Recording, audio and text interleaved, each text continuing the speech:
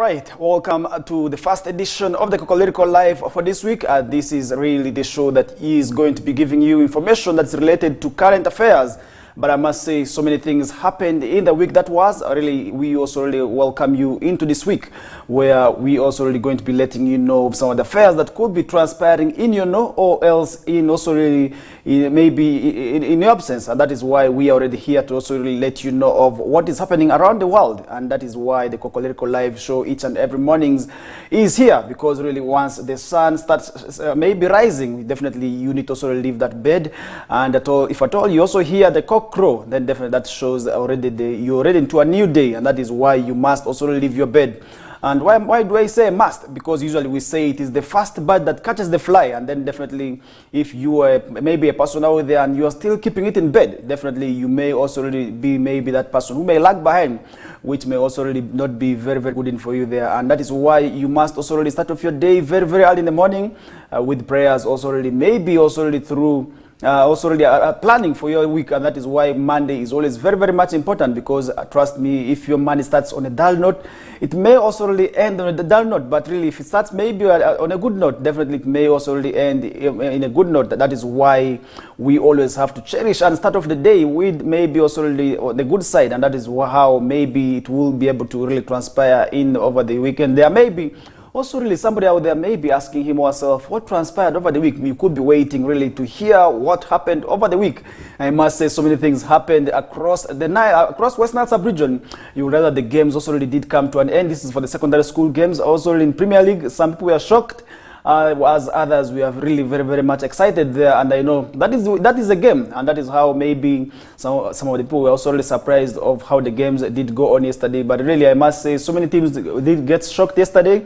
Right from that is the regional leagues and also the secondary school games. We also did have Uganda Cup quarterfinals, where some teams also really knocked in there when they didn't expect it. I will be able to let you know all those details as we head into the show, and that is how we usually summarize our discussions with.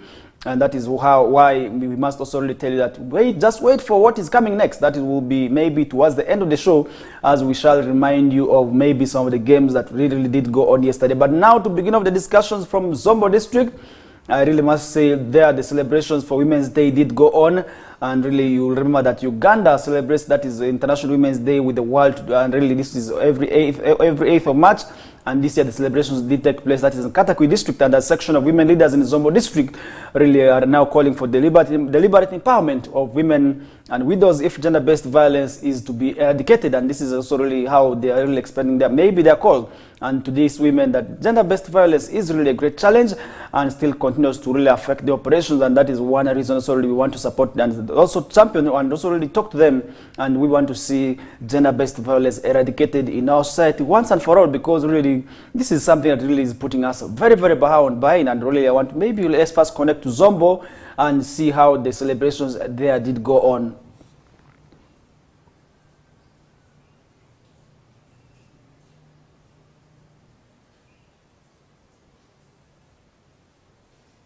Okay, as we get to wait for that video, I will be able to really also let you know maybe how the celebrations did go on. And the recommendations we also really made on Thursday, that's 11th of April 2024, by Grace Atim, the Deputy RDC, that is for Zombo District, during a belated International Women's Day celebration for Zombo District organized in Alangi Sub-County in Zombo District. And according to him, according to Atim, despite advocating for women's rights in Uganda, women should also really not take advantage of their rights to disrespect their spouses. And this is where sometimes also really human rights becomes very, very much also disturbing, because really we say it is their rights. And this is one thing also really which is coming as a concern in terms of raising children, because people usually say human rights do not allow people to do this and that. Human rights do not permit people to do this. But really, what are human rights saying, and what are the rights of the women saying, and what are exactly maybe the rights of women, so that women also really understand what is within their means. That is very, very much important, because really, if you're talking about human rights, sometimes people may also tend to misabuse it. That is why it is very, very much maybe wrong for people to really maybe take the laws into their hands and also really maybe utilize the law, because sometimes, much as we have the laws, we also really have our cultures and our traditional norms that we must also respect. And that is how it is very much important for us to also really keep respecting these laws, because if at all we do not also respect these laws, and then definitely that may also not be very, very good. Our team added that there is need to appreciate the significance of women and widows by both the government and partners. Which partners are we meaning here? We mean the private sector. Definitely today we have so many non-government organizations which all must respect women, and really I like what I'm seeing today. You realize that most of the NGOs actually have women working in there, and you realize that so many of them are doing good things, and that is why also we must champion women emancipation. And really this is something also we want to see, because once women are supported, we have seen women who have already taken up women emancipation, who have also really advocated for that, are really doing very well. You realize that their families are taking good care of their families. They are doing a lot. They're also really streamlining. That's in leadership, and we want to see more of that. That's how that also really we talk about a world of inclusivity for all, because we want to see women all also really being leaders. We want to see also really women steering up the affairs of this of the different sectors. And today I like what I'm seeing in Uganda. Today I must say also really we are really seeing that also really clearly being manifested, to the extent that our vice president is a woman, and the speaker is a woman, our prime minister is a woman, plus so many other ladies, and really they are doing quite so well. And that is one thing I also want to say we want to see going on, and that is one thing also we want to see at the end of the day also really women also really leading as maybe as legislators, also really advocating for their rights, so that these rights also really need to be also respected there. And senior presidential advisor, that is Honorable Grace Kuching Freedom, says empowering women with skills and knowledge will help in reducing cases of gender-based violence, teenage pregnancies and early marriages, which is affecting socio-economic transformation of both the women and men in the district. And that is also really one thing we want to see, because at the end of the day we want to see that also really being realized, because today we are talking about also really women are lagging behind in terms of also the socio-economic drives, where women are also really not expected now to just sit home. As a woman this time round, we're not expecting you to sit home, do nothing, but also really want to see you championing what men can do, because usually sometimes there's a saying that what men can do, women can do better, and we have seen also that happening. I'm not solely maybe trying to support the women, but what I'm saying is that we need to ensure that we work together with the women in terms of achieving development for this country. And Honorable Esther Foyochan, the Zombo District Woman MP, also who doubles as the Commissioner of Parliament, said they are committed in ensuring that they address the challenges of sexual-related or reproductive health among girls and women. And in her remarks, Honorable Oster said men should love their wives, and the empowerment of girls should be also considered effort by both parents and also leaders in the district. And that is something also we want to see happening in there, as the Women's Day celebrations there did go on, and really want to see that happening, because other districts already celebrated theirs.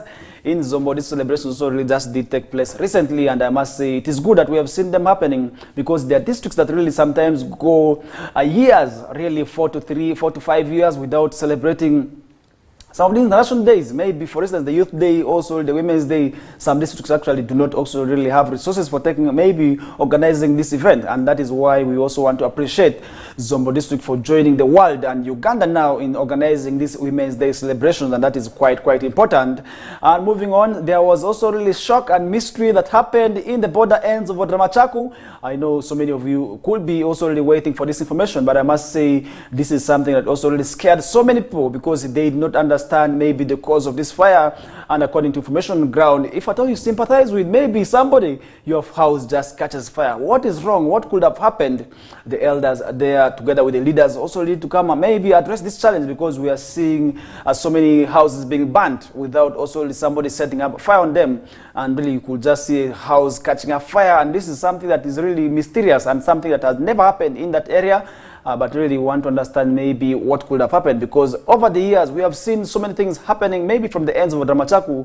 Could this be the result of what is happening, because we realize that recently people have been killed there? What is happening in Odramachaku is also really something that the elders, together with the leaders, also need to come out and clearly explain to us, because if that is not the case, then we may also really not understand as to why this could be happening. But I believe the leaders there also really may be understanding what exactly transpired and what they need to do, so that they also address this challenge. And now the territorial police, that is in Ivo West Division, has opened an inquiry file to investigate the incident of fire outbreak, and that is at the Odramachaku Trading Center, which is bordering Democratic Republic of Congo, where 27 grass houses were left burnt, and really where families also really left that is homeless. And this incident happened right from Friday 27th of April 2024, which has actually scared so many people, maybe those in the neighborhood whose houses are not burnt, because now they're asking themselves, could it mine be the next? You definitely, I must say, that comes with fear. And the regional fire and rescue team responded to the scene, but wasn't able to put that is the fire because because of the mysterious nature and origin of the fire, because which remains unclear on maybe where this fire comes from.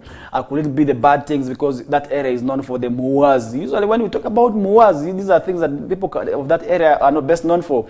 Usually they can also say, I'm going to bring for you this, and definitely we have seen it. Maybe could it be also really that? Definitely I say no, because I do not know what exactly is happening in there.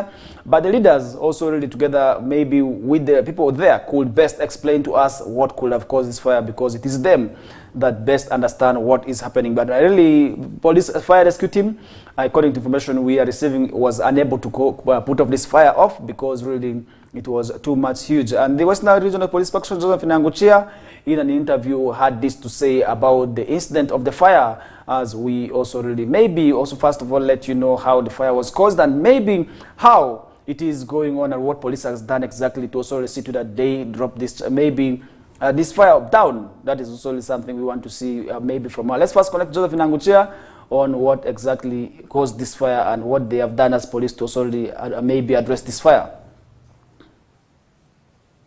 The Territorial Police of Ivory West Division has opened a general inquiry file to investigate the incident of fire outbreak at Odramachaku Trading Center bordering the Democratic Republic of Congo that has left 27 scratch-thatched houses burnt and many families homeless on Friday the 12th of April 2024.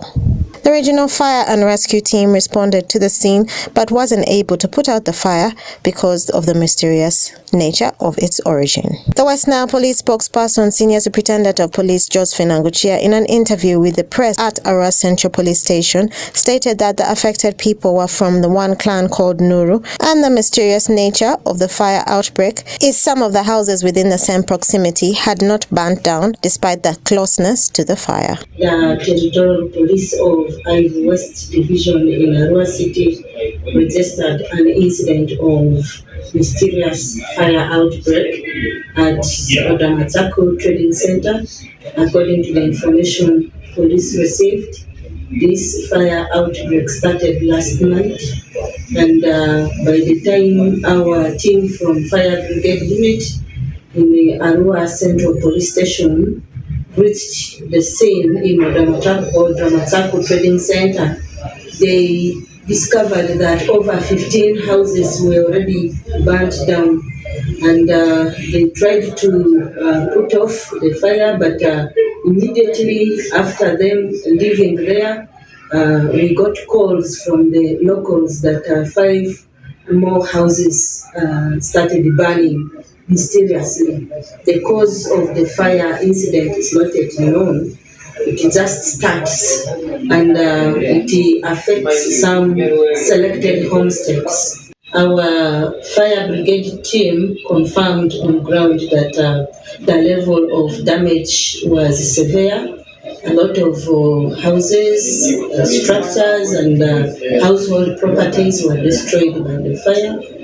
As I speak, inquiries are ongoing so as to get the exact cause of this mysterious fire incident. As investigations continue, police is urging the clan members to dialogue together to ascertain the cause of the mysterious fire outbreak in the clan. Okumaringa Christine, for West Nile Television, Nilecast. Right. Could you be knowing maybe an information of what could have happened to that? Maybe what could have caused the fire? Definitely police has already opened up an inquiry file where you could secretly or silently walk into police and really tell them what could have really happened to help them also really as they carry out the investigations. Because up to now, the issue about this fire remains unclear. So many people are really also really expressing so many ideas, also really so many concerns. And usually when such things happen, people also really maybe share their ideas, and the ideas are usually divergent and also really different. And that is what exactly is happening in Arua City, in that area of Odramachaku where we are talking about the fire, which is just in Ivu Division, one of the divisions that make up that's Arua City. And usually also people may be asking themselves what exactly could have happened in there. Definitely that remains unknown, but really we keep on following up in that investigations, and really police at all is to let us know maybe what exactly happened in there. We shall also really come here and let you know what exactly could have caused this fire. But for now, the information remains unclear, as we also really wait to see what police will come out with its investigations, because really we want to understand what could have happened in there. But really what I can confirm to you is that this is a mysterious fire where nobody sets out your house on fire, but just your house catches fire and really everything starts burning. And that is what exactly happened in Odramachaku. But really, we are yet following up with the family and maybe of those who have really also lost maybe their property. And maybe also the humble plea could also go to Ministry of Disaster and Preparedness, because this fire is also really under that department, and also really respond to this, maybe through giving them the relief aids. That would also really be very, very much important for them there, because we have a whole ministry that is of disaster and preparedness, which is really in place. And definitely we also really expect them now to also really extend a hand to these people in Odramachaku, maybe through giving them relief items, maybe iron sheets for those who are also really sleeping, maybe in grass houses could now also really roof their houses using iron sheets, maybe food also really, and other items that would also really be very, very good. Not forgetting shelter, because shelter is usually the biggest and the most important for them at this time, because definitely right now these people could be sleeping out, and really, or maybe also really giving them the tents that would also really be quite good, as that they can also really also sleep comfortably there. But really what I can confirm to you, the fires really also did scare many people, and you can also really share your opinion as maybe the viewer of what could have caused this fire, and we shall be able to sort of read through and share with the rest of the viewers. And moving on, really now, let's first now put that discussion to the fire aside. Let's move to politics, more so with the Forum for Democratic Change, where clashes also really did mar the burial of Sarah Eperu, one of the strong FDC cadres who really lost her life in there. This was in Ngora, where we did see fights, or maybe verbal exchanges that was between also the top leadership of FDC. And I must say, this is something that really also did not go well with many people, more so those who want to see peace, maybe, and also want to see reconciliation between these members, that is something I must say also really I didn't go on very well, but really I can confirm to you the late really opposition steward, that is Kiza Besije, could not speak at the funeral. That's for former Forum for Democratic Change Women League spokesperson and activist, that is Sarah Eperu, as the divided party sank low in trading. That is also shameless accusations instead. And the late Eperu's burial that is in Koloin Ngora district also really descended into clashes as Saturday, as also really the Katonga and Najana Nkumi factions of FDC traded accusations of body also really theft and also exclusion there. And that is something also we did see.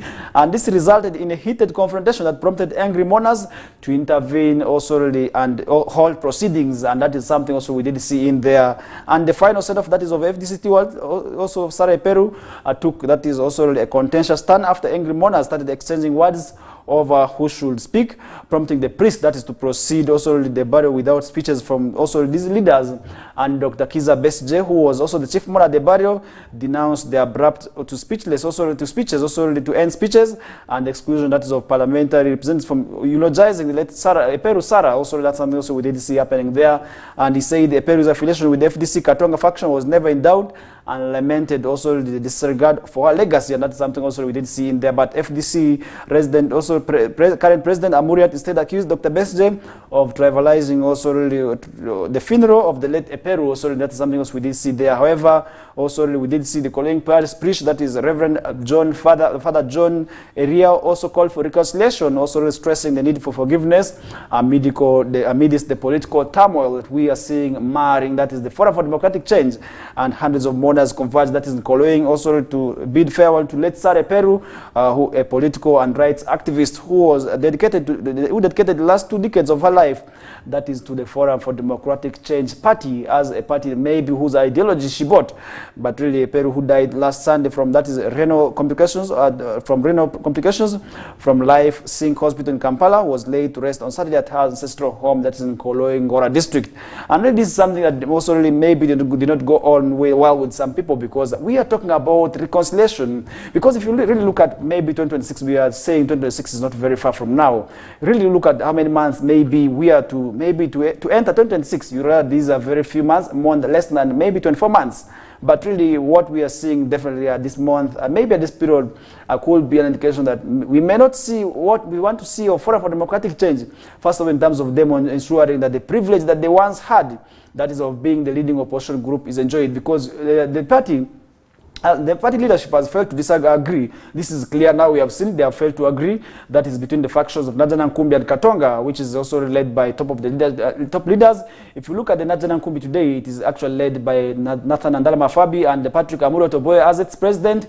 And then the other hand is actually led by retired Colonel Kiza Besje, who is actually the leader there. That is for the Katonga faction, who has also really been traversing the country, also really that is to consult on whether to form a new political party or join already an existing political party, as they have failed to work with also the Najana Nkumbi bloc. What exactly is going to be happening if at all these two leaders also really have two different political parties? I really want to confirm to you that this is not going to work, because we are going to maybe see more votes being disintegrated there between these leaders, because there are those who subscribe the ideology of that is the Najana Nkumbi, as others also really are going to buy the idea of that is the Katonga faction. And I must say, this is definitely going to be costing the party that was once vibrant, also really the once also really top leaders or maybe opposition group, also really losing it furthermore there. And I really want to say this is something that maybe if at all the party is to reunite, then definitely we may also really see them also really championing that is also really ahead of 2026. And where will this exactly put the party at? This is definitely something I must also really say is going to be costing the party. Not only us, actually also the Forum for Democratic Change, we are seeing the same fights also really within the other political party groups. For instance, the National Unity Platform, we also really seeing fights in there. And where exactly will this put the opposition group come 2026? Definitely that is also really another question as somebody out there should be asking him or herself. Definitely we are talking about 2026.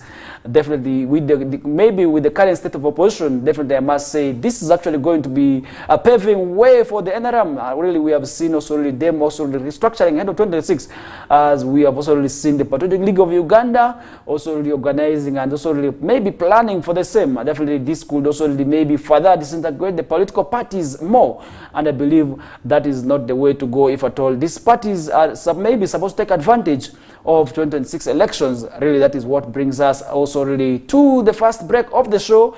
You can also really share your opinions, your ideas with us on the various comment sections. For those of you streaming us online, for instance on Facebook, drop your comments in there. For those also really streaming us via YouTube, you too also really could drop your comment in there. And then for those streaming us via our X handle, you can also really rush in and drop your comment in there. And I know these are the corporates. For them, they usually call themselves the corporates, and these are the people who are really watching us via X. We do not take it lightly, but we want to say it's a very, very good morning. Stay tuned as we bounce back from this short commercial break.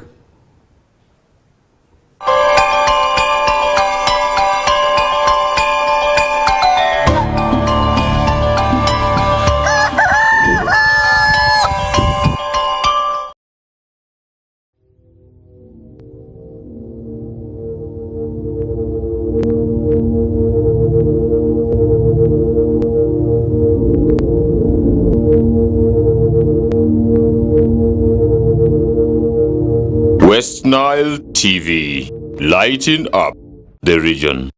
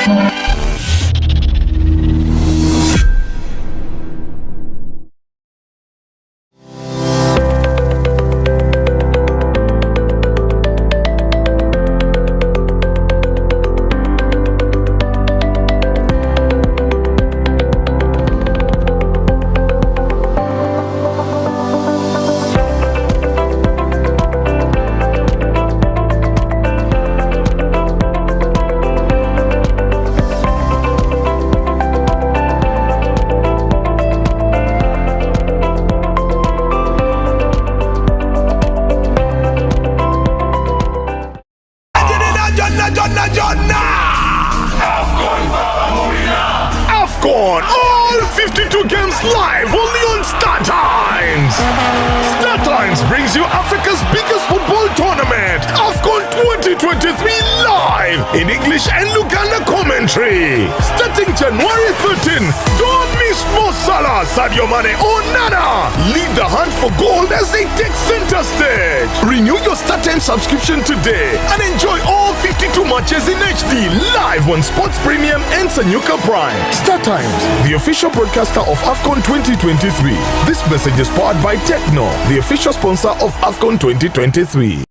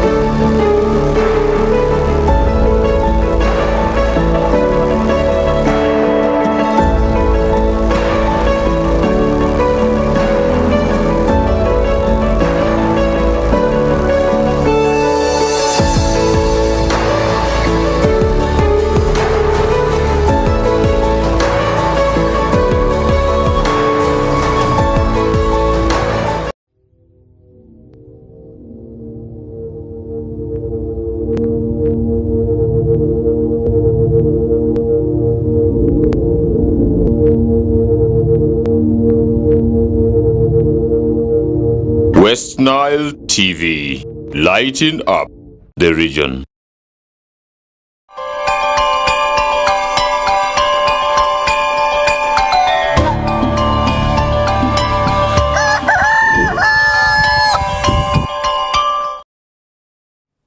All right, welcome back from that short commercial break. We are back with the show. In case you're just joining us right now, you're most welcome, and I hope you had a wonderful weekend.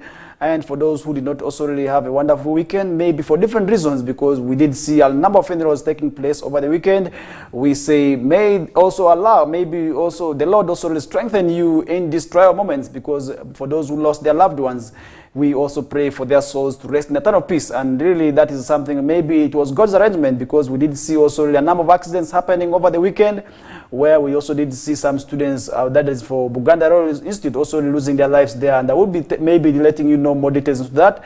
And these are issues that happened over the weekend, and these are things that really, I must say, could have maybe happened in your absence, and you could be knowing about them. But here is where we give you detailed analysis of what could have happened, and that is why it is very, very much important. In the first quarter, maybe in the first half of also the show, we did also talk about the fires happening in Dramachaku. Also, we did also talk about FDC violence, also really at Sare Peru's funeral. Definitely, these are some of the stories that also we did see happening over the weekend. And you as a viewer can also really share your opinions, maybe your comments on also what we have discussed in the first half of the first hour, as we bounce back for what is happening in the second hour. But I must now take you to Gulu, where students of St. Joseph's, former students of St. Joseph's College Laibi have started using sports as a factor to contribute monies also for keeping the vulnerable children in northern Uganda in school. And this is something I must also commend them for. I must say this is what we want to see. Maybe more schools and more hobbies should embrace the same. That would also really ensure that we keep the learners in school, because sometimes the learners are dropping out of school because of different maybe issues, and I believe this is going to inspire so many people, and this is also going to empower so many learners to remain in school so that they can also really pick something that they can learn through them.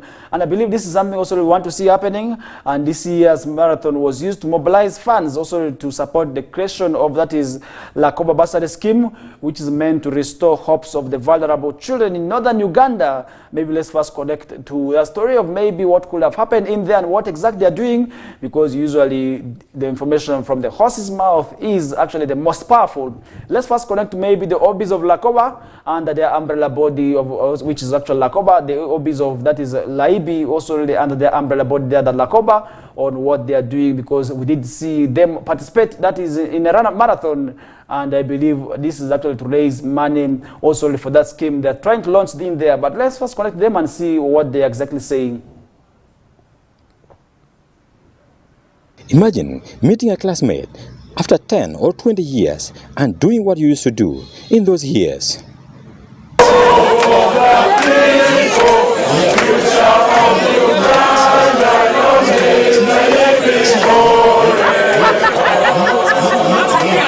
Running alongside the one you used to fear, having the guts to even stage manage, bully on the one that used to do the same while taking porridge or having lunch.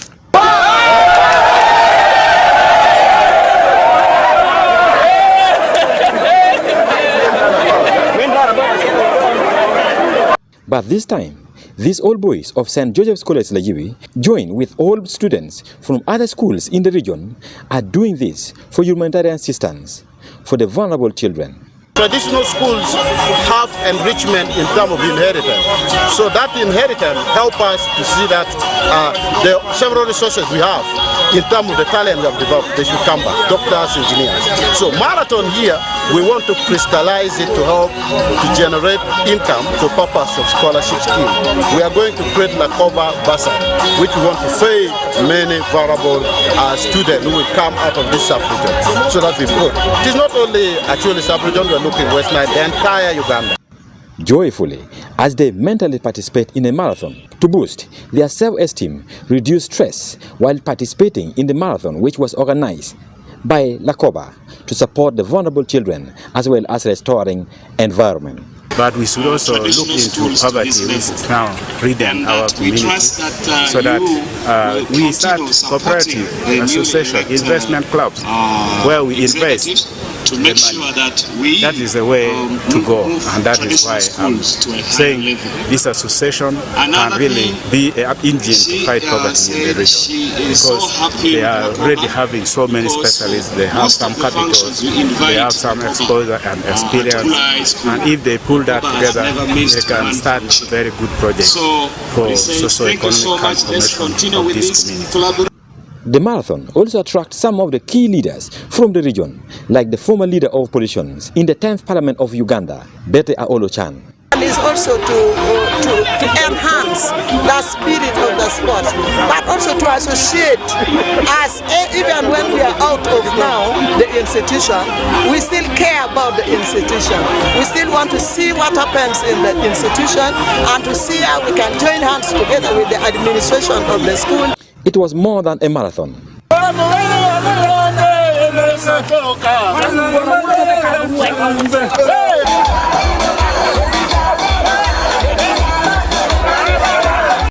Stephen Okello for West Nile Television, Nilecast.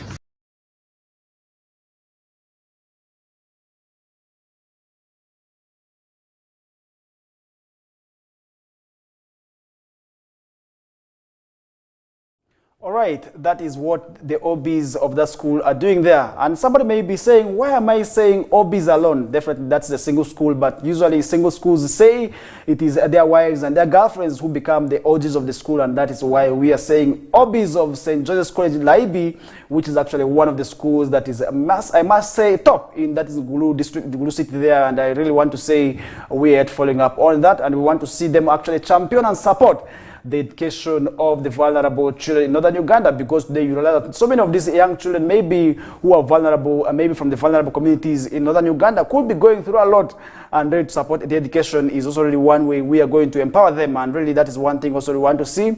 And we also want to see maybe their counterparts of Arua City, that is St. Joseph's College Ombachi, also really embarking on the same, and that would also really maybe help uplift the education status of the children in northern Uganda, and that is one thing also we want to see, because recently we did see Ombachi celebrating 80 years, where we did also see a run in there that was also to support the school. And now we want to see also the support going to the vulnerable community that is also really maybe giving them the learners, because sometimes these vulnerable children are really bright, but they lack what exactly to keep them in school, and that is why they are dropping. And really there's nothing, I must say, that is so painful like seeing a bright kid dropping out of school because of tuition or maybe school fees. It's really a painful thing, because some of the children out there could be having school fees, but they're not concentrating. Then this vulnerable who is actually willing to be in school, lack school fees, and you see them dropping off. And then that is something I must say usually makes me shed tears, makes me feel very bad.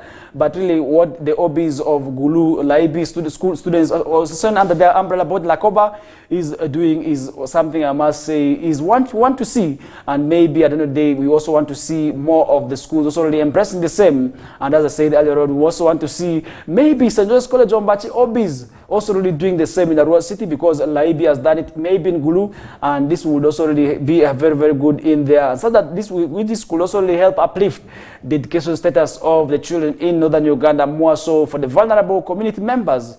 And that would also really be very, very much important in there. But I believe this is the way to go, and this is definitely the way to go. Maybe if at all we have to support the education of the children in this region, really want to also call upon now each and everybody to ensure that also really we do the same. That could also really maybe help uplift the education status of the children in this region, because sometimes our children are really going through a lot, but definitely they lack the necessary support and where exactly to rush to, because sometimes they really lack maybe who to rush to. That is also really something that could also really be maybe affecting their lives, and that is one thing I must say we need also really to come out clearly and support them, because if we at all would not extend the support to these children, definitely they may also really be lagging, that is behind, and that is would also really not be quite good. But that is one thing I want to summarize the discussion with. I want to say let's also ensure that we support the education of these children, maybe also really who are vulnerable, and as these vulnerable children also support them is actually one way. Also we may be going to give back what God has given us. That is one thing also we want to say we also need to ensure we talk about, because if at all we do not talk about it, then definitely we may also not see it in there. And yesterday, on a sad note, really, we also did receive the shocking death also really of the former executive director of that is National Environmental Management Authority, also abbreviated as NEMA in there. And this news of his death reached yesterday, and this was after a brain surgery.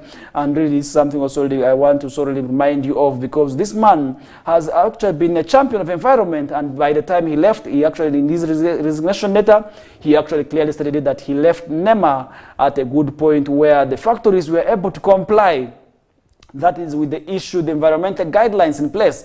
And that is also really something that really, where we did see him actually after a long period, after about 8 years, also being at the helm of NEMA there. But really after, by the time he was leaving, he actually said this, that really we also did see this happening yesterday. And on the sad note, the shocking death of Dr. Tom Okrut, the former executive director of NEMA, actually reached us yesterday after maybe a brain surgery. And really this is something also we want to say, may his soul rest in eternal peace. Today, where we are also talking about climate change, where we are facing challenges of climate change, and also really a number of also climate related impacts in there. But I must say, this is something we want to see happening, and that is one thing also at the end of the day, it will be very, very good in there. But I want to say, we also really following up on our discussions. We want to see maybe how this will end in for this, and this environment fight, because today climate change is really greatly costing us, and it is negatively impacting, that is on the environment, where we're also talking about where unnecessary prolonged droughts, where we're also talking about prolonged rain seasons and all these implications of the climate change. And what exactly do we have to do as stakeholders? First of all, stopping maybe to settle in the wetlands is the way to go. We need to avoid also establishing our homes in the wetlands. Maybe the relevant authorities also need to also maybe enforce where people fail to comply, because sometimes people are settling maybe in these wetlands, but they're not complying to the environmental guidelines in place. And definitely, I also want to say eviction to me will be the best way to go, because somebody who also know that he or she is going to buy land that is in a wetland, but really still continues to buy, then definitely why must we have kind words for this person? Definitely, I must say, as a champion, as a lover of the environment, I say we also really need not to have that is kind words for these people, because really we are talking about climate change, and climate change today is negatively impacting, that is on our society, and definitely this could also really be maybe negatively impacting on our environment. And what exactly do we have to do? That is also something we also need to work or maybe talk about, because if at all we not talk about it, and then definitely we may also really see also this may be affecting our environment, because definitely if at all we talk about this, then definitely we may also really need to talk about it. At the end of the day, we want to see these issues being addressed, because if at all this is something that we not talk about, then definitely that would also really maybe let us suffer, because we do not want to see maybe because of few individuals those efforts, we are suffering as a whole. Definitely, that is something I must say we must condemn, because if at all people are continuing to settle on these wetlands, others are selling our forest land. Definitely, this is something we must say is definitely wrong, because the natural forest that we have today, for instance, also really those in Zoka and neighboring areas, these are things that have been also known as maybe environment protectors. Then why must we cut them down just because of our interest, maybe for money? Definitely the money is actually not important more than the environment, because they look at what is happening with the change in the climate. All of us suffer the repercussions. Recently we did see temperatures rising beyond normal in Juba, in South Sudan, where we did also see people losing their lives, and this was also something that scared so many people, even up to Arua and the other neighboring countries. But really I want to say the issues of this also really need to be avoided, and definitely that would also really be maybe something that could also really maybe help us protect the environment, because we need to ensure that we protect the environment, and that is also really something we want to see happening. And moving on, there's an outbreak of red eye, and really I must say, after a long period of time, now we are seeing the disease bouncing back. What does that mean? Then it means that surely we need to also ensure that we protect ourselves from the disease called conjunctivitis. You forgive me if I'm not able to maybe pronounce it very well. I'm not a medical person, but really the disease commonly known as red eye has an outbreak that's in Kampala, and really Ministry of Health has actually confirmed that, and the following recommendations have actually been made to the members of the public such that also really they protect themselves, that is, from the disease. First of all, washing hands regularly with soap and water. This is something also we need to ensure that we embark on the same, because after COVID-19, people had stopped washing their hands. Really, this is something also I must say we need to make it as a habit. We need to make it a routine to always wash our hands. And maybe these public gatherings also need to also really bring back the SOPs, for instance, of washing hands in place so that we also protect ourselves from this disease. Definitely, red eye is a disease where the eye becomes very red, and also sometimes we see it becoming teary. Maybe also where we see tears rolling down maybe from the eyes to the cheeks of maybe these children here. But who is at more risk of this disease? Definitely, I must say the young children also really are at the verge of contacting this disease here. And really we need to also talk to our children as parents, as guardians, because they are the most maybe vulnerable to this, maybe contracting this disease there, because red eye is a disease that usually is among the children. Because the last time we had this disease, I was still in primary, where it was able to attack a number of children in these schools, really. But I must say I was able to survive. But really this time around, I also hope to survive. And the only way maybe I'm going to survive is first of all observing these 3 guidelines that have been issued also by Ministry of Health, such that we also avoid disease. The first one is washing hands using soap and clean water, and this is very, very much important for those who may not also really maybe want to wash hands. It is time we buy back the sanitizers. I know this is a business again for those people who were actually maybe making monies from the sanitizers here, because this was a business that boomed during the COVID-19. This time around, I also want to say let them start producing the same, and we want to see people carrying out the sanitizers. Let the public gatherings also, maybe the public places also have the sanitizers in place, such that also we protect ourselves from this disease. And secondly, do not touch your eyes or rub your eyes. That is definitely very, very absolute. We need not to touch our eyes. We need to also avoid maybe handshakes. Also, that is something also as a third option in terms of also avoiding this disease here. And this is something also we must say is going to protect us, because definitely red eye is a disease that is very, very terrible. And really, if at all it affects you, then definitely you may also know how this disease is likely to impact on your life, which may also not be right for you there. And that is one thing also we want to say we need to ensure that we protect ourselves from, because if at all we do not also ensure that protective measures against this disease, and definitely we may also be affected by it, and that would also really make us waste a lot of money on maybe also protecting ourselves from that disease in there. And that is also really something at the end of the day that may also make us waste a lot of monies in there. And moving on, we did also really see the shocking death of 4 students. That's from Buganda Royal Institute, who we are going to for a beach that is in Entebbe, who also lost control and really rammed into a parked stationary vehicle in there, and they were able to also really lose their lives in a tragic incident there. But really we also want to pray for the departed souls to rest in eternal peace. We also pray for God also to comfort the souls, maybe the relatives of these people who have lost their lives in this tragic accident in here. And the 4 students, according to information we received, for the 4 students from Buganda Royal Institute have died in a road accident that was at Musinde on Garuga Road, that is in Katabi Town Council, Wakiso District, and eyewitnesses also told police that the students who were en route to beach a party were traveling in a Toyota Rumion, which rammed into a stationary soda truck in there, and that is something also we did see happening. But really, this is also really as a result of overspeeding. We want to say people also need to avoid overspeeding. Secondly, people need not to drive under the influence of alcohol, because sometimes also the influence of drugs, usually among the youths, is something we also know. But really, I must say, we hope this time around they were not under the influence, because usually this is something that has been causing the number of accidents on this road. If you really contact police, you will realize that these accidents are actually caused in most cases by the issues of this maybe drug abuse.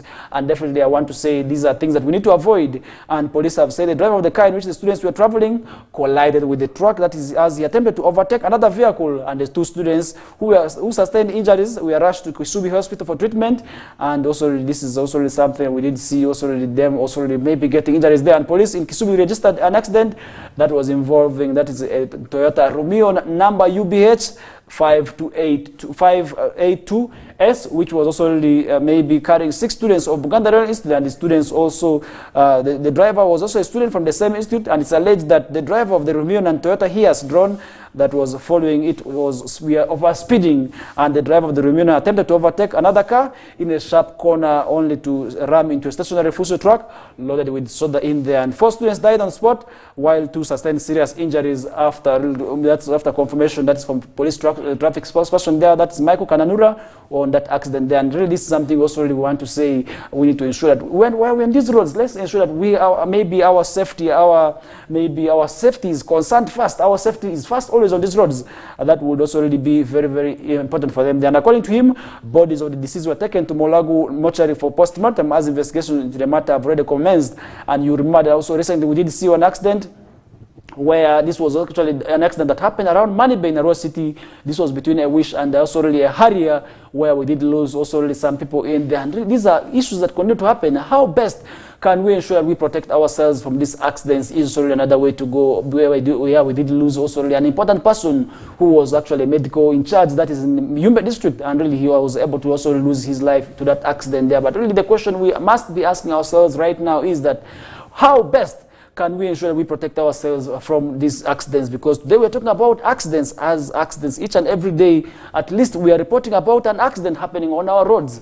How best can we ensure that we also talk about also really this accident, maybe also these roads, maybe these tragic incidents that continue to claim lives on these roads. And also you realize that 3 people also were left dead in a road accident that also really left others severely injured on Koboko Orabo Highway. That was also really around Manibe. And really, if you really remember this accident, eyewitnesses also really said the driver was moving in a high speed, where he also lost control and hit a pavement in there. And this is something also we want to say we need also to avoid these tendencies, because this was an accident that was between a Toyota Wish and a Harrier, where also the other instances, where other victims also included the 27-year-old AOT Caesar, who died in, that is the Koboko Hospital. Another identified man also died in that accident there.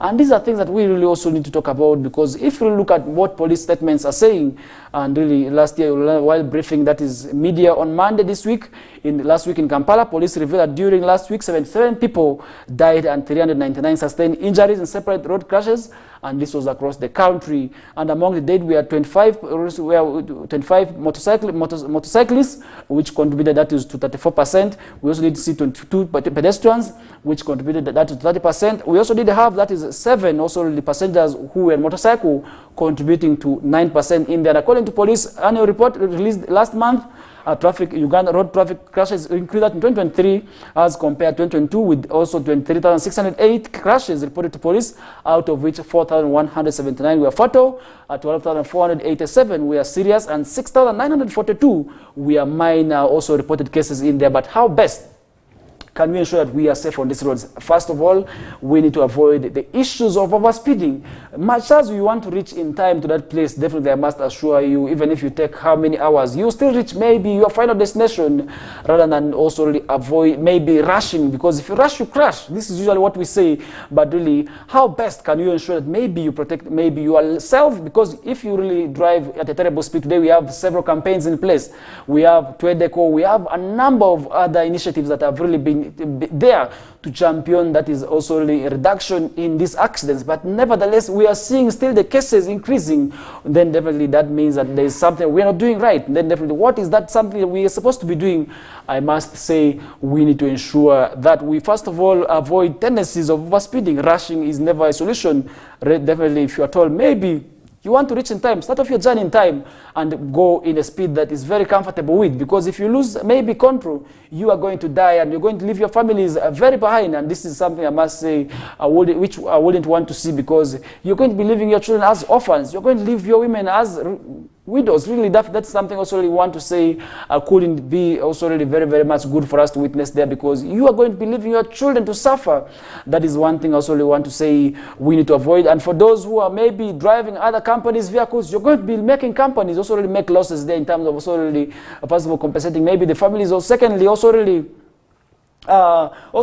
maybe undertaking costs in this repair, because in these repairs of the vehicles, because sometimes these accidents do not involve only the private vehicles. We have also seen these accidents also really involving maybe these company buses or trucks, because recently we did also see an accident that was involving a Nile-Star bus and the Toyota Hiace, where so many people also lost in their lives there. But I must say, while we're on these roads, let's avoid overspeeding. Really, avoiding overspeeding is the way to go. But really, my appeal also would go to police. Let police speed up with the investigations, and also really trying to avert that is overspeeding by drivers on these roads, and also really to reduce on the reckless driving by these drivers on these roads. Also, as drivers, you need to also respect other road users, because the pedestrians are also really losing their lives to these accidents now, because somebody who is overspeeding may lose control there and ram into people, and at the end of the day, people are also really left injured and others are left dead.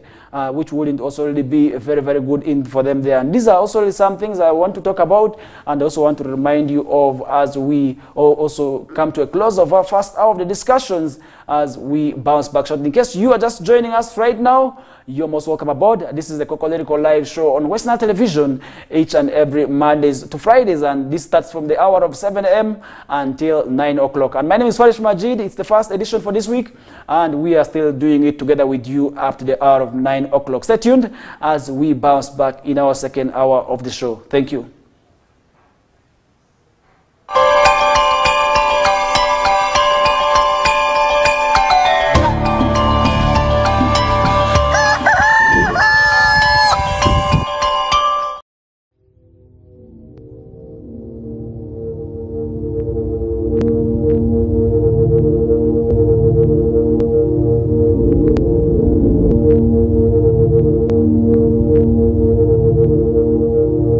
West Nile TV, lighting up the region.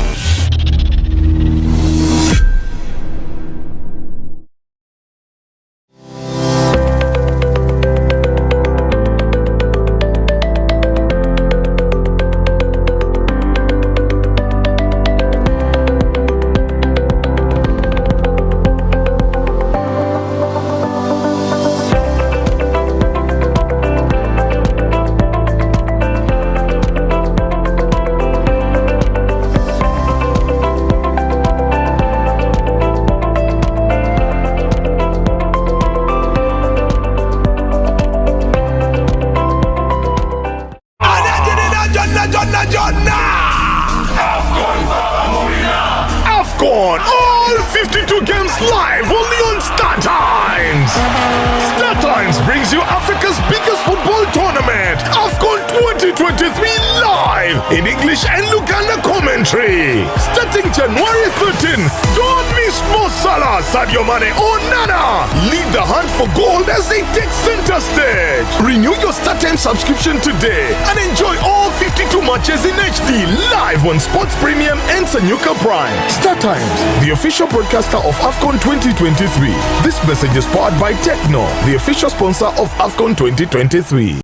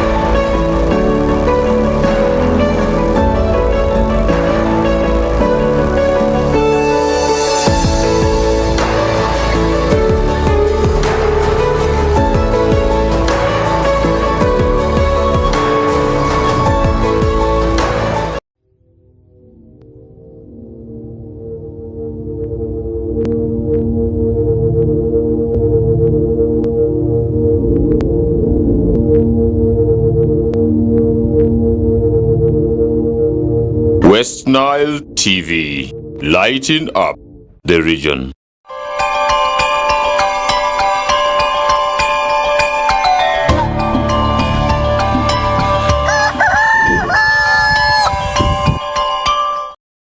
Alright, welcome back from that short commercial break. You most welcome to our second hour of the show, and this is definitely something I must also really welcome you into as we officially usher you into our second hour of the show. And this is where you will also really be getting information of what could have happened right from the region also to the national scene and internationally, as we always summarize the discussions with also really what is happening in the world of sports. And yesterday I must also really comment, also remind you also that we did have several games going on both locally and internationally. I will be also really reminding you of those maybe in the last hours of the show. And remember, 2 p.m. to 3 p.m. Owen Ezaga together with Linda Susie, will also really be coming through with the whistle time. That is from the hour of 2 p.m. to 3 p.m.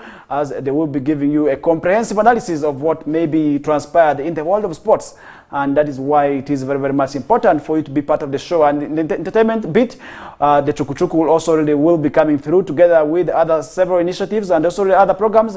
Not forgetting also the Street Talk will be coming through, maybe also really to let you know of what is happening maybe in the world of streets, because this is currently also really where you need to understand what is happening, because work without play, usually we say, makes Jack a dull boy. That is why all these programs are to also really suit your needs in there as the viewer, because we do not take you as the viewer lightly. We rather appreciate and cherish you for always watching the show and the different programs also really that come your way on Western television. And I really want to remind you now, on Saturday and Friday, we did have the reconciliation that was between Lango, Acholi, and West Nile going on, where we did see the Chief Justice also really attending in there. And that is one thing also must say happened very, very well, because he represented the people of Lango and Acholi also really in there.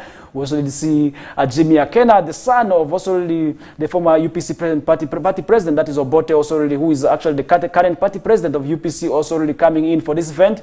Not forgetting also really son of Idi Amin, Jafar Amin, who was also in attendance for this event, and also the cultural leaders. We are also in attendance, and this is something I must say did go on in this reconciliation drive championed by the religious leaders, who are really saying it is now time for us to put our differences aside. We must respect our differences as people of Northern Uganda, and it is time, because what really happened during that time, where also really these incidents, these atrocities were committed, have already gone. The people who committed the atrocities have already all gone, and we are now remaining. And really what really happened in there is something I must also really appreciate the initiative by these leaders also to ensure that this goes on very well. We also did see also so many maybe leaders from several denominations also really gracing this event. We did have representatives from the Muslim faith, we did have the Christianity in all, who really also attended this event, and several politicians also really graced this event that happened in Koboko.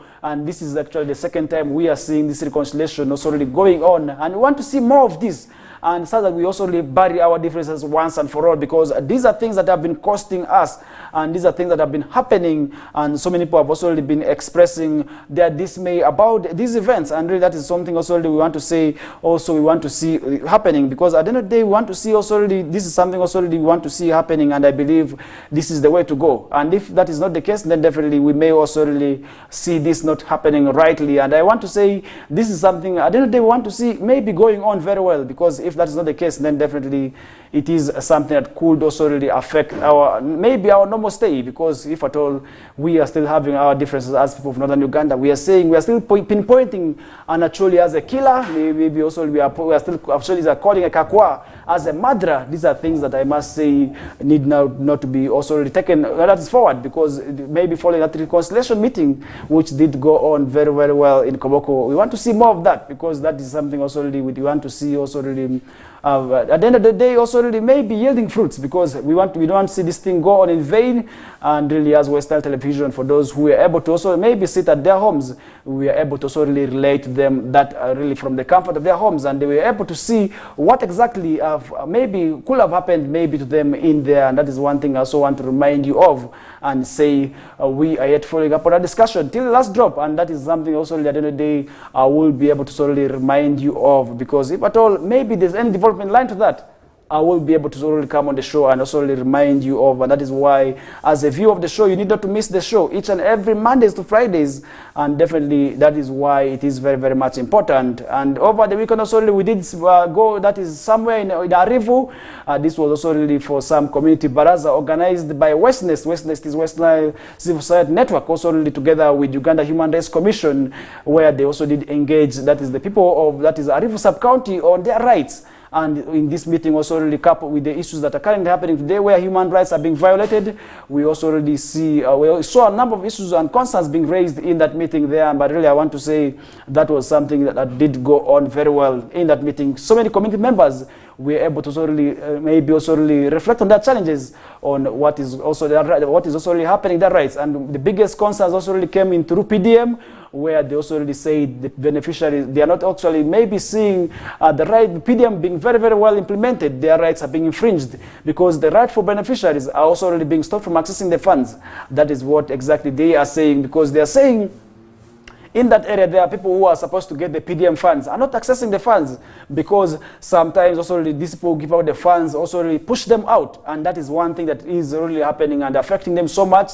And they are saying really, if at all government is also supposed to have a look into that, that would also really be quite good. And that is why they are saying people are not realizing the benefit of PDM, because the people who are getting these monies are people who are just there, who want to also really maybe use the money for different things. And that is why the impact of PDM in Arivu is still very, very much minimal, because the parish chiefs are sometimes who also really qualify, maybe for the, who also go maybe and also have criteria for qualifying people to get these funds, also really are not doing the right things, because usually what happens on ground is that they give the monies to the people who are not also really the rightful beneficiaries. And that is one thing also really I want to remind you of, because it is their right to actually access this money, because what government said, it is the vulnerable community members, but you are saying somebody who is vulnerable, and then it becomes quite ironic, where we are saying you are too vulnerable to pay for this money. Then who did this money also really target? That is the question we should be asking ourselves, because usually what these parish chiefs and also other leaders are saying is that they also really cannot give the money to certain groups of people, because once they look at you that you are too poor, instead of supporting you, they will tell you that you are too poor to actually afford this money. They also really will not tell you, but they will tell you get in the second lot. That is how the community members also really having their issues also in relation to that.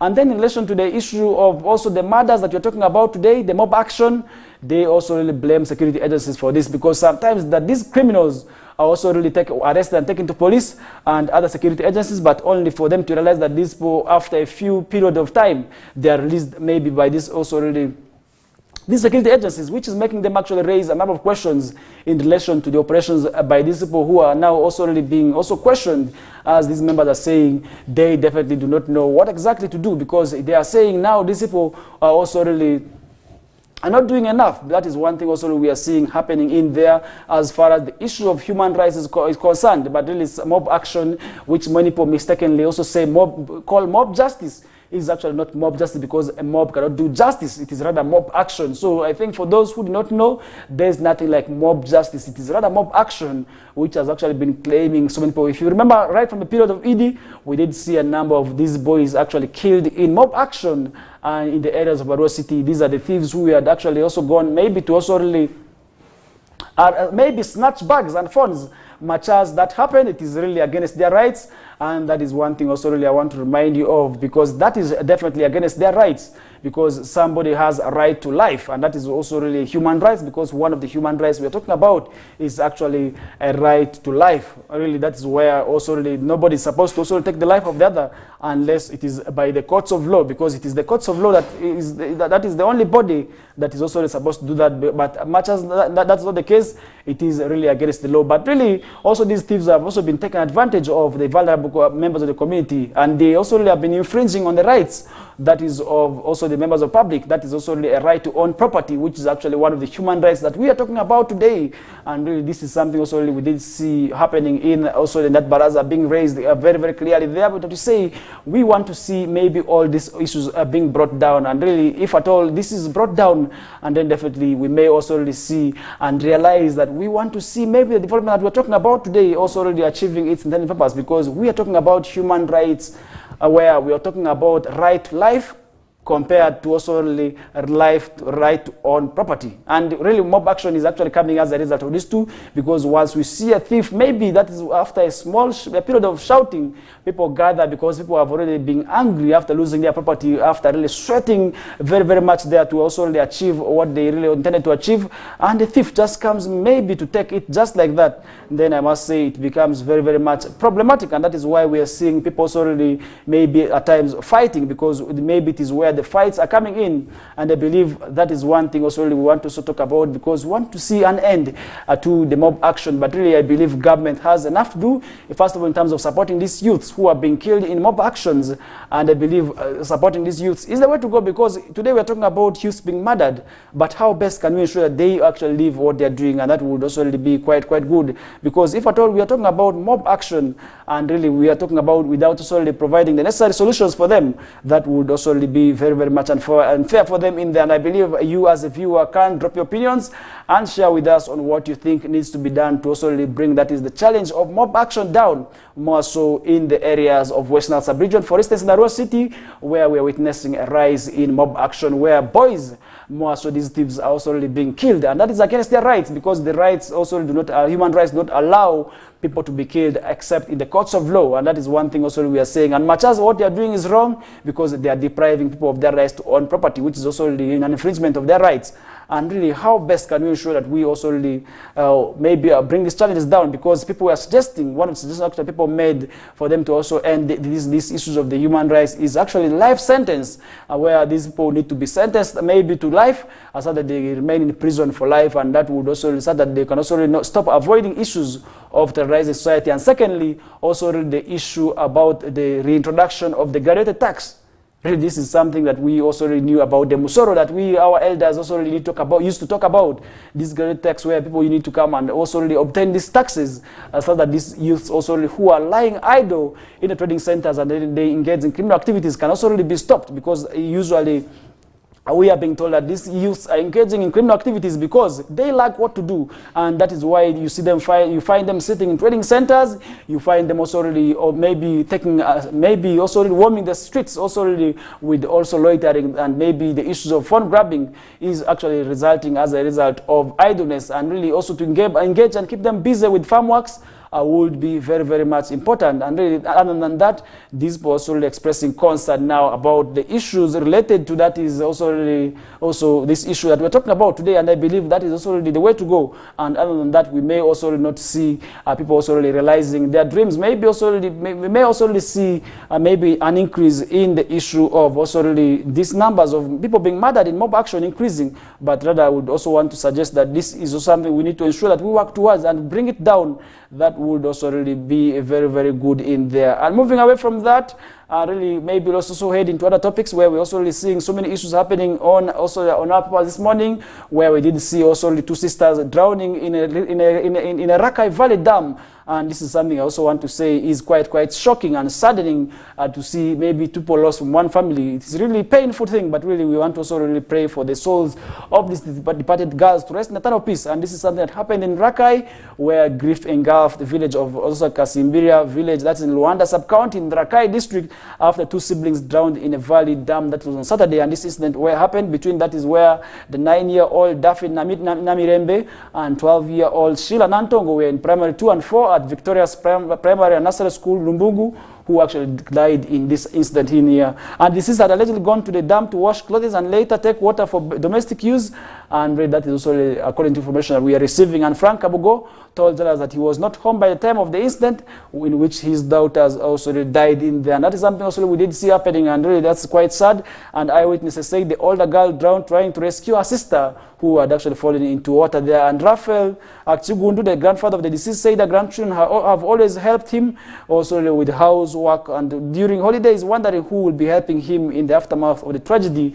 And residents appealed to government to provide safe and clean water to that area to avoid also such instances here from happening. And Rashid Chimbowa, the Kisimbiria parish also really chairperson, condemned parents for sending young girls to dangerous water points alone without also really maybe guidance of elders in there. And Rakai District Vice Chairperson Omar Sebalinde said that there is need to enforce that existing by law, and also that prohibits parents from sending minors also to the valley dams. Also that would also maybe help safeguard these learners from drowning in there. And Southern Regional Police Spokesman Twaha Kasirie confirmed the incident and said investigations into the matter have already commenced, and really we are going to be following up on that discussion till the last drop, and we want to see maybe an end also really to that issue of these young children drowning in that water points there. And really that is something also we want to say is happening elsewhere, but really want to also see that also not happening, because if at all that continues to happen, definitely that wouldn't also be very good for us to keep on watching in there. And I believe you also as a viewer or maybe could also be feeling bad about that. Moving away from that, now let's head into Toro.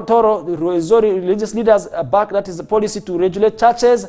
It's already something that we are seeing happening on the past this morning. And remember, recently the team actually that is from the Department of Ethics and Integrity, we are actually recently in Arua City for consultations. That's from the West Nile religious leaders. Also, that is in the policy that they are developing. That is also that is going to streamline the operations of the religious leaders, and religious leaders and members of faith organizations from Toro and the Rwenzori sub-regions have given their approval. That's for the government to formulate their national religious policy, and also that is also in the country, and that's something also what we are seeing here. And the initiative is being led by the Directorate of Ethics and Integrity, that is under the Office of the President, and also to streamline the operations of these religious leaders. Today we realize that so many people have been taken advantage of by unscrupulous people under the guise of religion, which is really quite unfortunate. But really that is one thing and one reason for the development of this RFO, which is actually the National Religious Faith Organizations Policy of 2023, which is actually going to address such tendencies where people have actually lost a lot of monies into also these unscrupulous persons fraudulently who obtain monies from these people. Sometimes where we see people saying, bring 50,000, bring this amount, bring 1 million, bring 500, bring this, offer as offertory, God will hear this. These are the people who are defrauding, and this is actually against God's preachings, and that is what this policy is seeking to address. And during the regional validation meeting that was on the regional draft policy held that's in Fort Portal City on April 11th, the regional leaders unanimously agreed on the necessity of having a policy to govern the operations and manipulation and extortion of money from congregations by some leaders within the RFOs. And I believe that is one thing also we want to see happening. And just like the leaders of Fort Portal, ours also did assent to this, and they accepted, and we want to see this policy passed. And it's not a law, it is a policy that is really going to be there to streamline the operations and also look into how these people conduct their businesses without necessarily manipulating on the rights of the congregations and the sheep that is also really there to also really maybe follow what these religious leaders are saying. And Bishop Ibrahim Musingu, who is the regional overseer, that is for the United Pentecostal Churches International of Uganda, said the policy is long overdue for implementation because the country has registered that is also really numerous regrettable instances that could have resulted also really in the policy, maybe in also really affecting the people there. And this policy is therefore to address this challenge. And that is also really something we did see Bishop Mishunguzi also really extending his voice on there. Meanwhile, Mr. Chen Sibruhan, the district secretary that is for the Uganda Muslim Supreme Council for Toro Muslim District, said lack of government regulation in the past years has led the proliferation of unscrupulous religious organizations whose leaders extort money from believers, and this is also really going to address that. And Mr. Nicholas Abola, Commissioner of Information and Communication, Director of Ethics and Integrity, has said the policy for the operation of RFO is to ensure transparency and accountability. And when we talk about accountability, it's not only about money. What about the other resources also this is going to be addressing? Sometimes you see people also claiming that the land church is sitting on is theirs. We see the leaders also really walking away where their families after sometimes leaving the service, also really claiming that this land is theirs. And this is going to address, and this is what the policy is actually going to be addressing. And I believe that is what we also really want to see happening maybe once this policy is addressed and for implementation. And some of the policy objectives include that's enhancing transparency and accountability, building public trust, promoting integrity, and among other efforts, reducing interfaith conflicts, fostering unity and harmonious coexistence, and strengthening of collaboration between RFOs and the government is really what we are going to be looking at this policy in there. And I believe that is always something we want to see maybe happening after this policy is once fully also implemented in there. And we want to see that addressing these concerns and moving away from that. Government closes school with 2 pupils. Learners relocate to Kenya is also another story that we are seeing on the papers this morning here. But how can a school really be with 2 pupils? That is really quite unfortunate, and really that is one thing I also want to maybe echo out my voice on. And several parents that is in Alupe village in Busia municipality and its neighborhood have enrolled their children in other schools across the country that's in the border after Alupe Primary School, the only government-aided institution in the area, was closed due to low enrollment in there. And the school located in the Butewa sub-county was closed by Busia district authorities led by the chief administrative officer, Mr. Felix Majeme, and the DO, that's Harriet Mwesigwa, also really following concerns over the low enrollment of learners in there. And the school headmistress, Mr. Philippine Adengenyero, has said the decision to close the school was made after both the district and the school also reached out that agreement there. And she said the school closure was due to low enrollment after Wagangai Gold Mining Company, Chinese co-owned farm, compensated majority of the families who were also the catchment area to also the school, and they relocated. And this is something also we did see happening in there, because most of the parents had actually relocated following the establishment of a factory in there. And Dennis Okwod, a resident of Alupe village, says before Wagangai Gold Mining Company made footprints in the area, Alupe Primary School had close to 800 pupils and was the best performing government-aided school in Butewa sub-county. But now this is going to be normal. What are the OBs of this and OBs and OGs of this school saying? Ready to close the school is something that we already need to always champion and fight against, because if at all people are closing schools, this is a government-aided school which I believe has produced so many leaders out there. It could have produced many potential, maybe as prominent people, but what are they saying about the closure of this school by the government? Definitely, I must say, they need to be serious. They need to also come out, and maybe do they support the closure of this school? Definitely, that is also something we want to see, because usually for a school that belongs to government to be closed, usually we ask ourselves questions on really what could have happened. And according to Mr. Okow, the pupils' enrollment started declining after Wagangai Gold Mining Company came, because their equipment also really emitted unbearable deliberate levels that also really made learning difficult. And many parents also really decided to shift their children elsewhere in Uganda and Kenya after being compensated in there. And Mr. James Were Malaba, one of the parents, said since the beginning of the current term, many of his colleagues had taken away their children, that's from Alupe Primary School, and enrolled them in the schools in Busia and across Kenya in there. And that's something also we did see happening. And Mr. Malaba also urges the Ministry of Education and Management of Wagangai Gold Mining to identify a new site where another school can build for the people of Alupe in there. And that's also what we want to see. Mr. Gabriel Makanga, the Busia District Education Officer, however, says a process to have that is another school built that is ongoing, and the government valuers also have visited the school and made some assessments on what is exactly going to be happening there. The chairperson of the school management committee, Mr. John Okumu, said he is disappointed by the school's closure.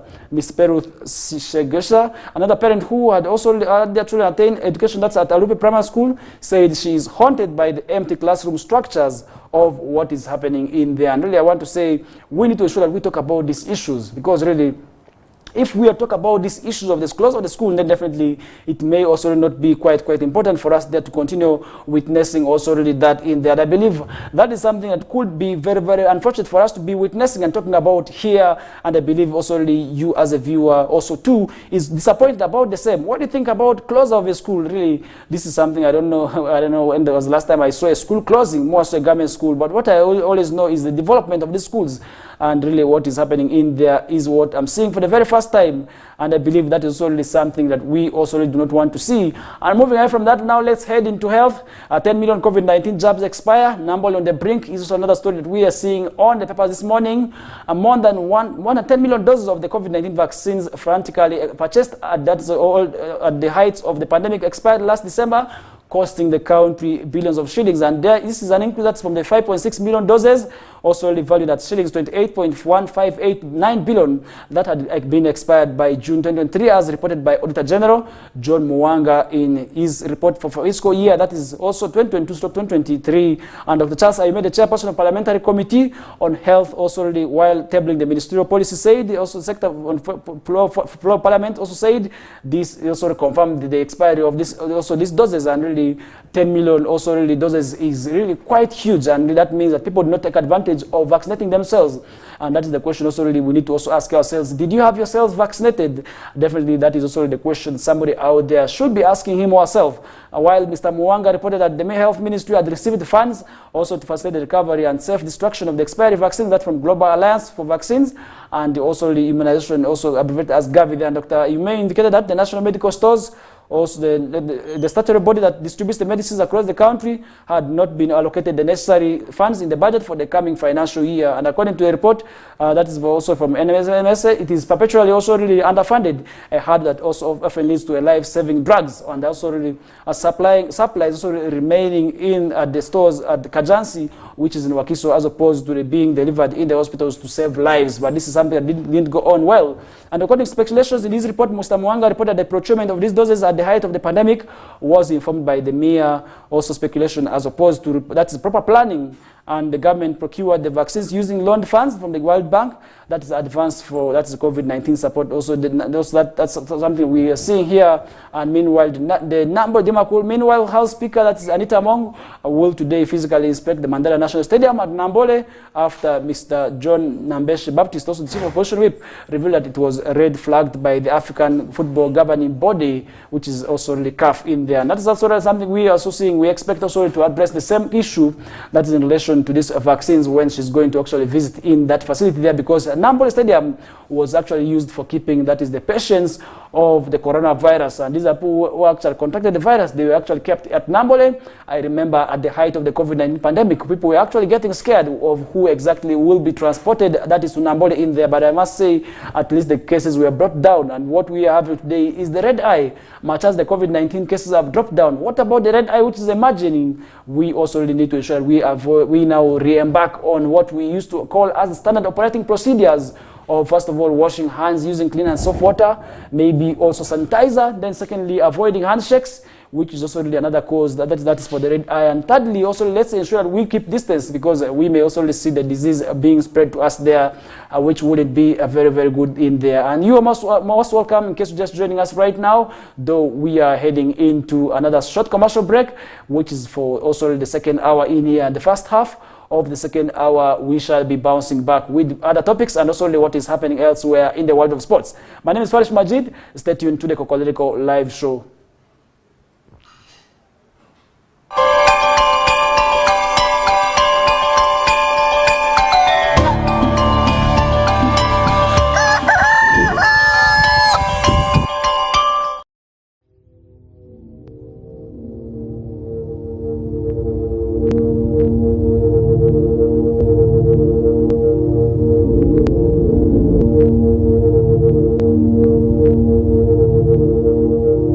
West Nile TV, lighting up the region.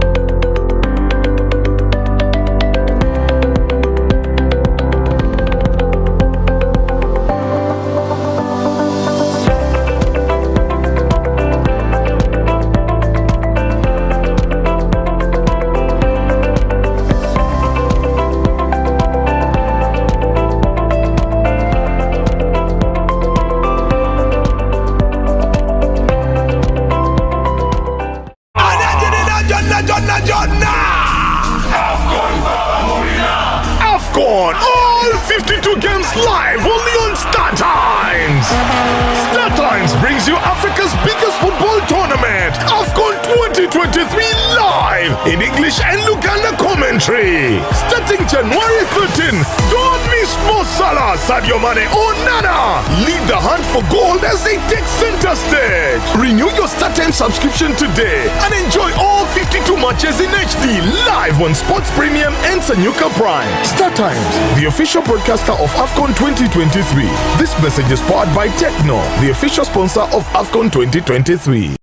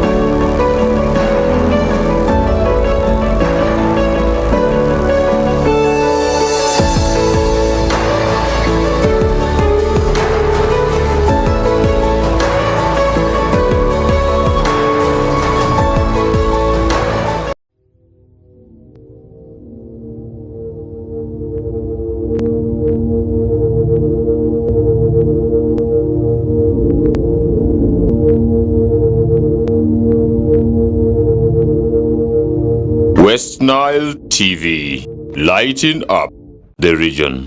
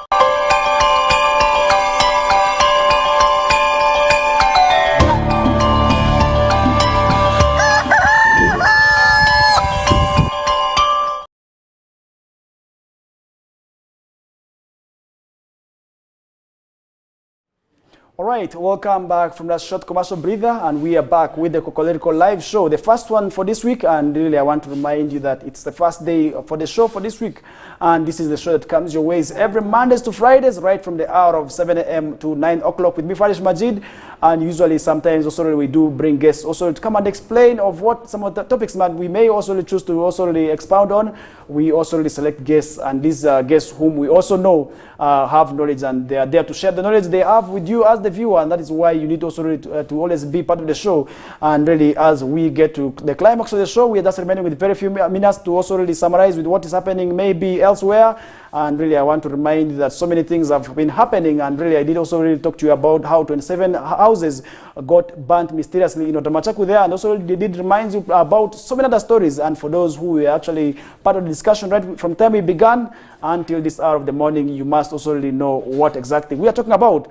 And Moyo District is now, let's move to Moyo District, where Moyo District is said to be leading in suicide cases, that is Northwest region. And what exactly is happening in that area there, that should also really be the question that we are talking about. And Moyo District is on top of suicide-related cases in North-West Nile region. And this was revealed by Superintendent of Police, that is Dragudu Ignatius, the Police Public Relations Officer for North-West Nile region, and during a coordination meeting, committee meeting at the Chief's also the magistrate that was at Moyo District recently. And the meeting brought in key stakeholders ranging that's from the Chief Magistrate, the Resident District Commissioner, the Local Council LC5 Chairman, and the Chief Administrative Officer, and the non-government organizations operating within the district, as well as representatives from UNHCR, LWF, UNFPA, among others who were also in attendance as well, to deliberate on numerations and issues affecting people and draw recommendations on the issues also really affecting the people there, and what exactly could be causing the issues about suicidal cases, because for somebody also to commit suicide, usually it comes just from suicidal thoughts.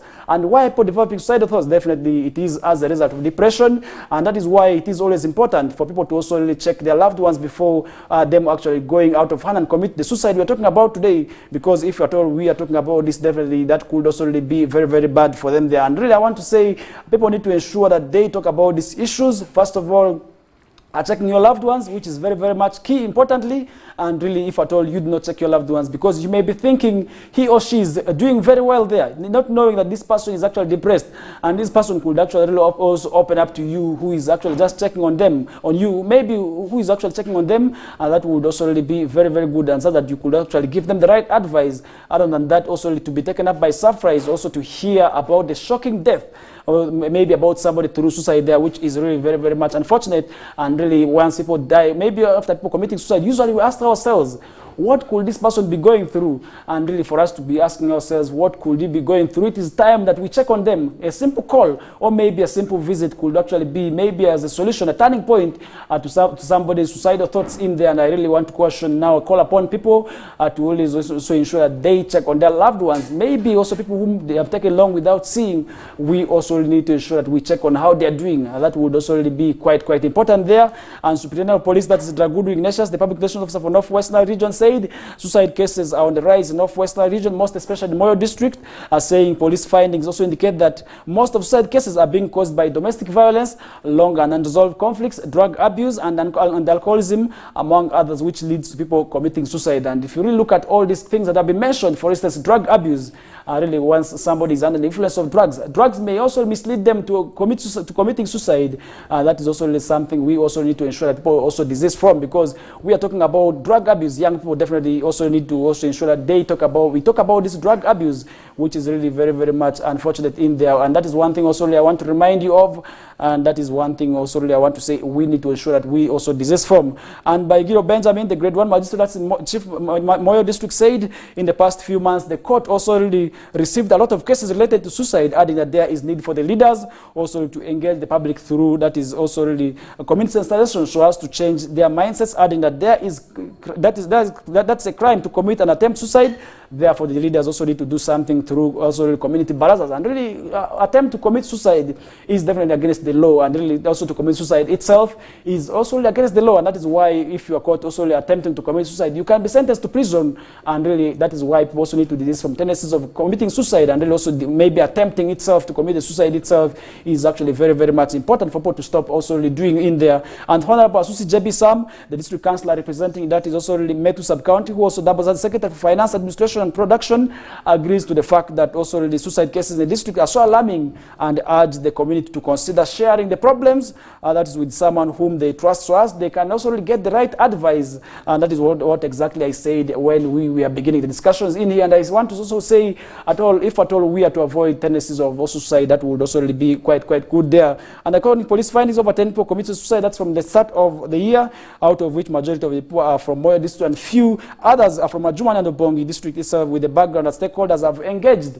That's also really engaged the people from that area there, so that we also really avoid the tendencies of people committing suicide in there. And really, for those who are coming back from the weekend, and mostly those supporters of Arsenal, supporters of Liverpool, you also need not to commit suicide, because I do understand that the games didn't go in your favor.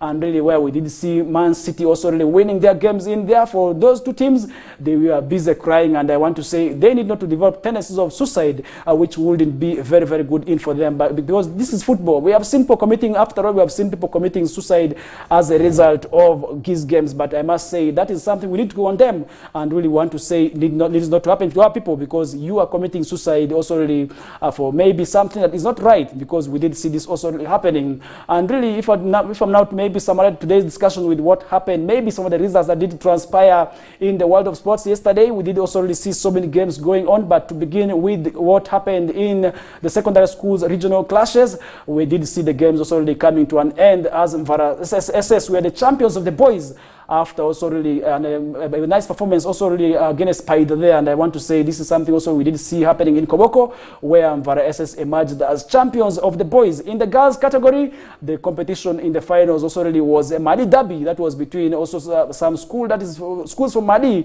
And right now I want to also remind you that these games also did end yesterday, and now the champions are known, and the schools that are going to be representing, that is Western Sub-Region, in also the nationals have already been confirmed. And later on, more of the discussion into that will be coming through the whistle time, that is together with Owen Ezaga and Linda Suzy, who will be in the house, that is from the hour 2 to 3 p.m. and they will be giving you more and comprehensive details of the games. That is as far as the secondary school games also did go on there. And I must say Mvara actually had a wonderful performance in these games after conceding just 1 goal, and really that's something also really I want to say happened in there. But really how they went to the finals, it was through penalty shootouts. But really, is the team the best way to go? Are we going to be seeing Mvara putting up the performance that they did put in 2014, where they actually did go up to the East Africa Games? We are yet following up on that. And we want to see also really the flag of Western Sub-Region raised very high in football, because if you really look at our clubs that today, they are really going through a lot. But yesterday, on a good note, Onduparaka Football Club was also really able to pick a win that's in the Football Big League, and all this must also really excite you, maybe as the viewer. And in the region, in the Sambik Uganda Cup, we also did have games yesterday where we did see also really Vipers together with KCA being ejected out of the competitions, where Kitara Football Club was actually able to beat Vipers in penalties after the game ended 1-1. Vipers was able to take the lead in the 58th minute, that is through a goal by Milton Kalisa, and also really Kitara was able to equalize in the 68th minute through a penalty that is also really by one of the OBs of Vipers. And really this game also did go on in Masindi, where we did see Vipers also really being thrown out of the competitions by, that is, Kitara Football Club. Meanwhile, on the other side, KCCA was also really thrown out of the game after a 1-1 draw in the 90th minute. Also really after the extra time, the game went into penalties. Bull was able to also really eject, that is, KCCA out of the competitions. Meanwhile, we also did see also Pakwachi Youngsters thrown out by Pajule Lions. Also that is something also maybe I can't be able to remind you of that. That is something I cannot be also leave you out if at all we are to sort of talk about those games in there. And in the Premier League, shocking results we have seen right from Saturday, where Newcastle was able to beat Tottenham Hotspur 4-0. Brentford was able to beat, that is, Sheffield 2-0. Burnley also drew with Brighton 1-1. Man City was also able to thrash, that is, Luton Town by 4-1, as Nottingham Forest was able to draw with Wolves 2-2. Bournemouth also drew with Manchester United 2-2, as on Sunday we did see Liverpool also losing 1-0 at Anfield there to Crystal Palace. West Ham was also able to take advantage, was also able to lose that to the hands of Fulham by 2-0, as Arsenal was also able to lose at home, that is also to Aston Villa there 2-0. And what does that mean? That means that also really Man City is now clear on top of the league. Are we going to be seeing the table also being altered there? Definitely, I do not know, but I will be able to also really remind you at the right time. And Owen Zaga together with Linda Suzy, it's a reminder, 2 to 3 p.m. they will be in here to also really let you know of more of these games that will be going on tonight. If I can maybe remind you of one game that will be going on tonight, this will be between Chelsea and Everton, another stubborn side, and this is going to be a nice game. I really also really want to be part of this, and you too also could maybe watch this game. And with that, we come to a closer and the end of today's discussions. And I've been Farish Majid, a special way. I appreciate you watched us right from the time we began until this hour of the morning. We say have yourselves a good week and a good morning, and from me to you, have yourselves a goodbye. Thank you.